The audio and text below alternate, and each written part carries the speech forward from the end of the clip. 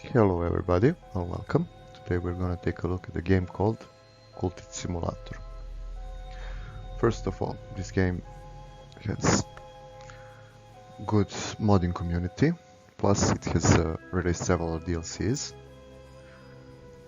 Let's see, I got installed a few, no mods, but as for mods, it's very easily to install them. Just click here, and put them in the mods. I will leave you a link in the description so you know where to download mods. Now let's get on with the game. So the game starts like this. We are a cultist leader, or a leader of the cult. At the beginning your table will be empty with no cards, maybe one or two. Your goal is to gather as much knowledge and followers about the occult world and try to ascend as much as in it, as well stay in secrecy, because police and all kinds of hunters and inspectors will try to catch you during the game. As for gameplay is excellent, almost perfect. My only fault it has, at my opinion, is it is a little bit overwhelming at the start of the game. You start the game, but there is no tutorial. There is no clear explanations for lots of things. You have to guess or look for some kind of tutorials made by other players. But once you pass it and get a hold of mechanics of the game, it is fairly easy and very, very addictive. Our main stats are health, passion and reason. You can have up to 5 of them. Also, I think that is relatively important, funds. These two kinds of funds, and there are more kinds, are for using in the, let's say, underground. Now, you have a couple of options to do in this game. There are some automated, like the time passes. It sucks your funds for cost of living and other stuff. You can do the traveling and exploring, explore the city where you're in, or explore the locations that you will find eventually. Like, let's say, this one. Now, when you're exploring these locations, you will find some occult stuffs and books, but you need to send your disciples and send them with some funds also. Next item on the topic is talking. You can talk to your disciples, as you see. This is a disciple. He's got an aspect edge. It means he belongs to the lore of edge, and he has it at 3. Underneath him is a believer who hasn't ascended yet to disciple. He has aspect of edge 2. And a pawn, everybody starts as a pawn. He has an aspect of 1. You can ascend each of your disciples when you form your cult. You just form a cult, click on him, add a couple of more things. You can always click here and it will show you if you have available cards that you can put in and ascend your disciple pawn or whatever. So we're gonna ascend this pawn. Next on our item list is working.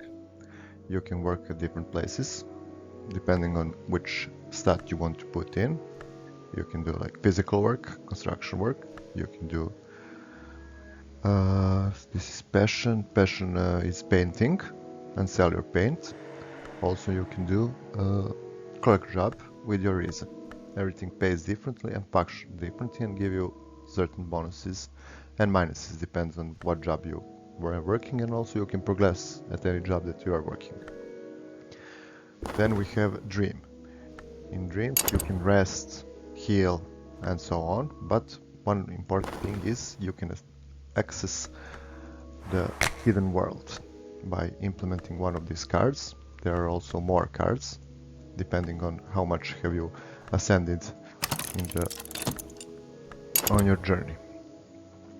You also have study, Here you can combine books and knowledges, read different books. Also, some books that you acquire will need for you to translate them. There are different kind of languages. There are more languages that you will acquire during your gameplay. Here you can see some cards. This is a lore. These are all kinds of lore, and every lore beneath is a higher level lore. Everything has its purpose. So from these cards you can form your cult. You can form only one cult, and you have to stick with it during the game. Beside your disciples, you also have people who you can work with. They will give you commissions. When you finish this commission, you will get paid, but not paid in money, paid in these special currencies you can see here. Besides all of that, there are tools, different kinds of tools you can do for different kind of purposes, and materials. Materials are usable and non-refundable, you have to find them. There are also locations you can visit multiple times, like this one, dancing clubs and so on. When this timer is up, your action will be done, but this action requires some additional cards, so we're going to put it here and leave it to run out. Also, we're at the stack door. It requires reason for you. Now let's check what is going on. Now we have got some cards, mainly money. We also get... I have translated this book, so now we can read it. Just open it, put it in, and you will acquire one lore when this timer is up. Now one of the main things I want to show you is this is where you ascend. You have different gates you have to pass, and at the end you will complete your game. At every gate you will get one card, or you can choose from two of these. I won't explain you cards at the moment, since it is very large work, and we're going to take a look at the gameplay. Also, this game has very quality music. It's added pretty much to the ambient of the game. Beside the music, graphics is not bad, a little bit, I don't know how should I put it, a little bit sparse in details, but fairly fine for this kind of game.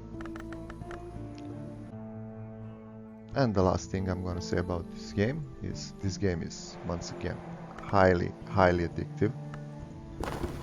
If you get hooked and love games that involve some kind of Lovecraft lore or their kind of world, this game is definitely for you. You're gonna have hours and hours and hours of fun with this game if you get hooked. If not, then just skip it. But I suggest you give it a go and try to be patient and skip the first step of its complexity and deeper mechanics, and then you will have a world of fun. So this is all about this game. I hope you like it, I hope you buy it and have as much fun with it as me. Goodbye everybody.